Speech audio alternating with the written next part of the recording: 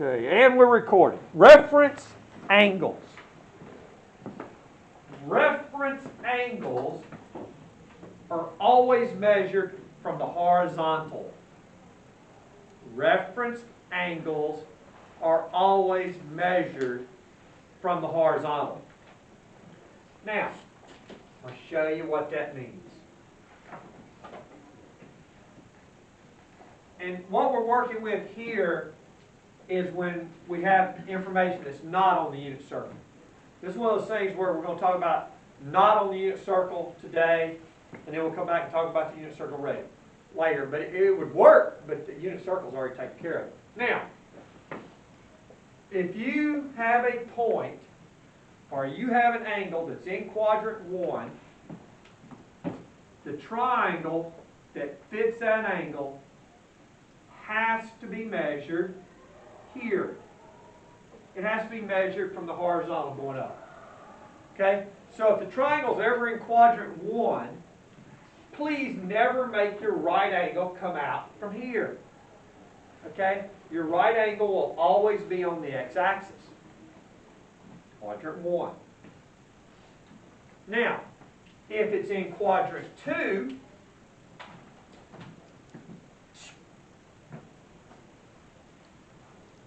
the right angle still has to be measured from the x-axis. And then there's where your theta would go. Okay? Please don't measure it from over here. The right angle has to be on the x-axis. It has to be on the horizontal. And that would be how you would deal with quadrant 2.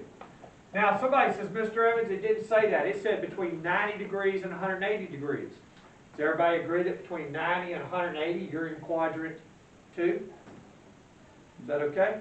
Or it said, Mr. Evans, it said it was between pi over 2 and pi. That still puts you in what? Quadrant 2. You only draw it measuring it from here. See, you're going to have to draw your own triangles. And this is how they always look. Now, if you're in quadrant 3, and you're doing your triangle, in quadrant 3, it will have, and here's your theta again. Notice, your angle is always being measured from what? The horizontal. Your angle is always being measured from the horizontal. Then, quadrant 4,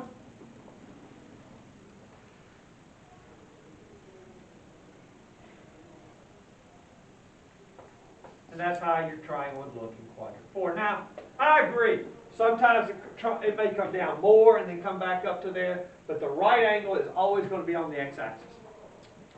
And I will tell you what we call these.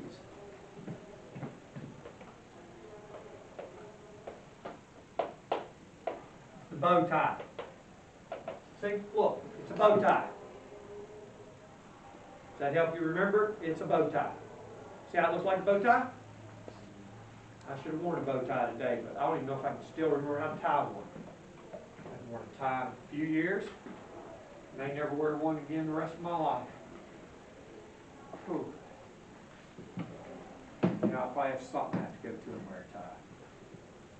Actually, I'm old enough, I can just get by without wearing one. So, huh? What? Nah. I'll have to see now.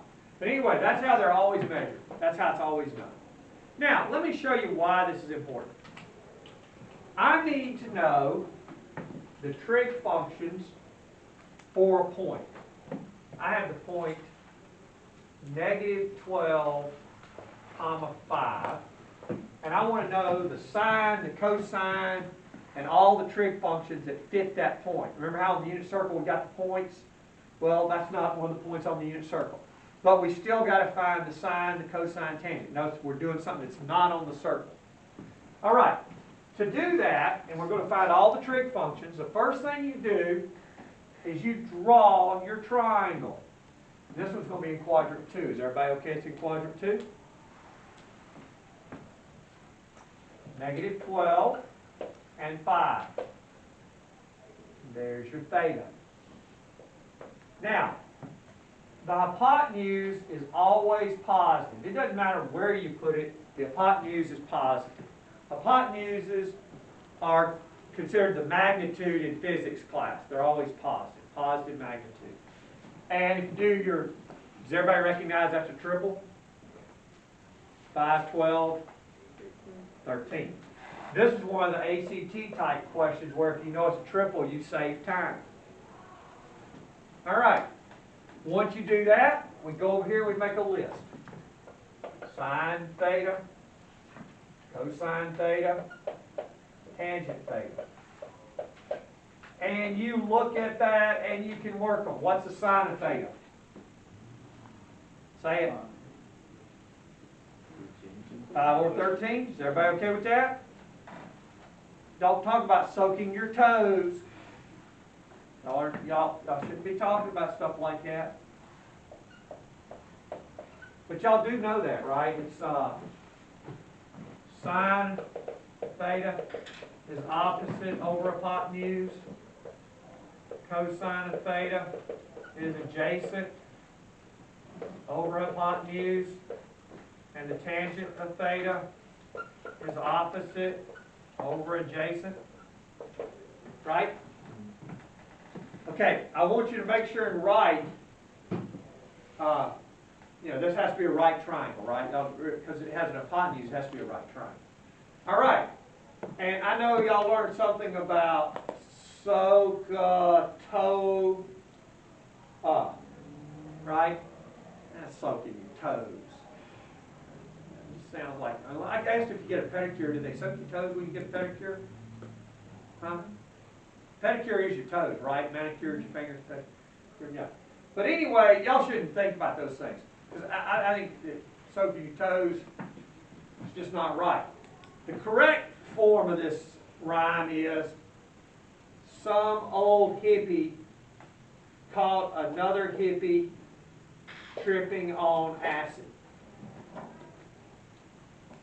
Some old hippie caught another hippie tripping on acid. That's how it's supposed to be done. At least, that's probably not one you need to be thinking about either. But, soaking toes and some old hippie one. Some old hippie caught another hippie tripping on acid. Now, so you go over here, and that probably helps. And notice, if you put it in the right quadrant, you'll know where the negative signs go. See, negative 12 over 13, adjacent. And then the tangent would be what? 5 over negative 12. But do you understand that you need to move the negative sign up? See? You don't leave the negative sign in the denominator. Now, you already know this, but if you're doing these, once you get those three, it's easy to list these three right beside it. 13 over 5, negative 13 over 12, negative 12 over 5. All right? Is that cool? Easy to do those, right? But what this does, it gives you a way to deal with angles that are not on your unit circle.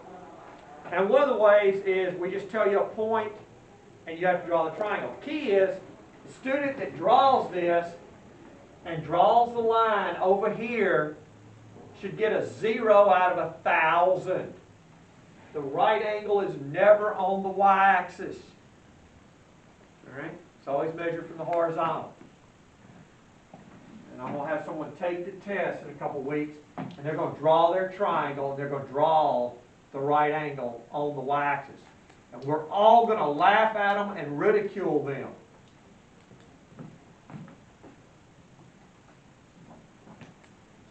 All right, now, the next way we see this. I tell you that the tangent of the angle, I guess I hate to erase that, but I'm going to. Yeah. All right, so I can do some more examples. I tell you the tangent of an angle is equal to bow tie. Okay.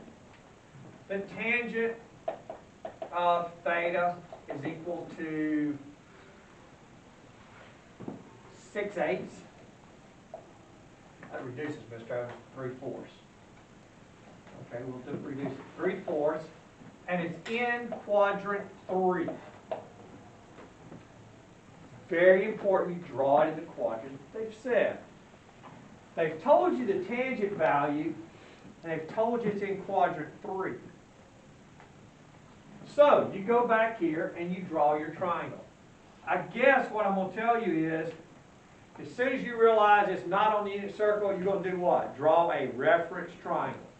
It's either unit circle or reference triangle. And hopefully, this is where we'll have that magical moment. Okay, opposite over adjacent. Except, should those, what's wrong with those? What's wrong with them if it's in quadrant 3 like that? What's wrong with that x and y value? They what? Yeah, they're both supposed to be negative. Yeah. See, and now the catch is, what does a -3 over a -4 reduce to? Positive 3/4. But if you don't put it in this quadrant and you don't draw your triangle, you will forget those signs. Someone says, Mr. Evans, I want to learn all of those rules about it that are in the book. No, you don't. You want to draw the bow tie. Now, the hypotenuse is still what? 5. And then you just listen. And this is something you have to do in calculus a lot, where you have to draw your reference triangles. Okay? You got forces that are pushing in different directions. Physics, and I hope physics does it with reference triangles. So we do sine theta, cosine theta, tangent theta.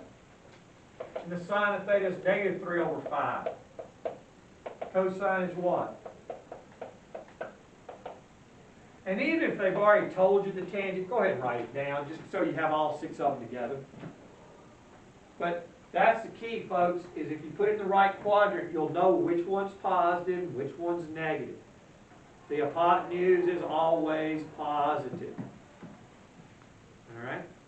Do you realize I could have done tangent 3/4 quadrant 1, and that would have changed some of this? Okay. And that's where you got to be careful. You've got to make sure you draw it in the right quadrant. And that's what this reference triangle stuff's all about. And I'm teaching it so that you can use it in a higher level math course, because you do actually do this a lot. Okay? I'm looking in the book. Kind of scary, but Mr. Evans is looking in the book. Here's the ones that mess you up. And I don't mind that they mess you up, because they kind of, I don't like them either. Do one that's, shouldn't even do this one on the recording, because it'll look like I don't know what I'm doing. 0,5.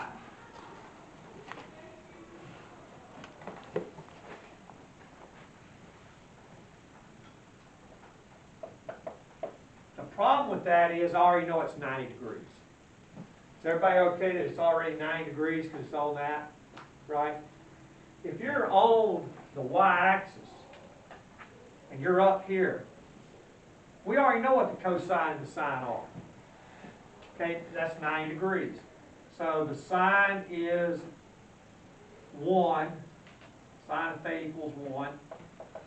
And the cosine of theta, yes sir, what you got? Can Miss Parker borrow Drew for a second? Oh yeah, yeah. Yeah. And it's just one of those ones where anytime you end up on an axis, the deal is the hypotenuse and this number, there is no hypotenuse.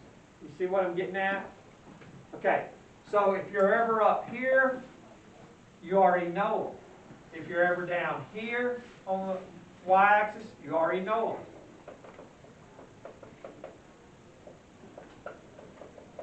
As long as you're on the y-axis down here. If you're on the x-axis over here, You already know them. So anytime you're on an axis, you don't do a reference triangle. You just have to use your unit circle. All right? And that always throws me. It just kind of throws me a curve when you do it. Okay? So that we've solved that little problem. What happens if it's not in a quadrant? What happens if it's on an axis? Got that out of the way. We'll just see what else I may have forgotten to teach you. If you have radicals, you know that you don't have to rationalize to make Mr. Evans happy. Okay? I'm not going to require you to rationalize. Now, that's it. That's how reference angles work, as long as you remember to go from cosecant theta equals 2, and it's in quadrant 2. Cosecant theta equals 2, and it's in quadrant 2. Now, the good news is, if you don't know anything else, put your triangle down. All right? It's in quadrant 2, it's got to look like that, right? I don't do cosecants. Cosecant is the reciprocal of sine. So the sine of theta equals 1 over 2.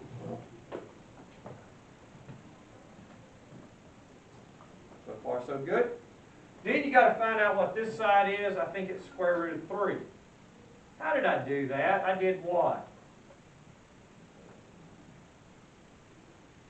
Pythagorean theorem. Except yesterday I spelled it wrong. Y'all didn't tell me that either. Okay, 1 squared plus 3 squared would equal 4. I'm looking to see if I need to go write that down. Do I need to write that down? No, I got it. You got it. She's like, Mr. Evans, there's no way you need to write that down for me. Once you get the triangle drawn, and you probably could have just done it right there, make your list. And, oh, what's wrong with my triangle? There's something missing. Yeah, there better be a negative right there because you know that's a negative. And see, that's the little things that'll get you. So the sine is 1 over 2, but the cosine's negative square root of 3 over 2, and then the tangent is 1 over negative square root of 3, or negative 1 over square root of 3. And you might realize that I just worked one that is a unit circle. Notice how the numbers come out to be something you've seen before? But it's one where the radius would have been 2. And I don't have to do the whole reciprocals. All right. That's how you deal with it when it's a cosecant, cotangent, take the reciprocal, work from there. Now, when you look in Canvas, it's problems out of 1-3 and 1-4. And I just picked out the reference triangle problems. That's all I picked out of 1-3 and 1-4. Anything that's on the unit circle, I didn't take out of those sections because we're doing the unit circle. We've already done a lot of that. All right? So what you can do is you can go to your Canvas, look under the one that says reference angles, and what word do you think it has after reference angles? Bow tie. Yes, ma'am. It has bow tie.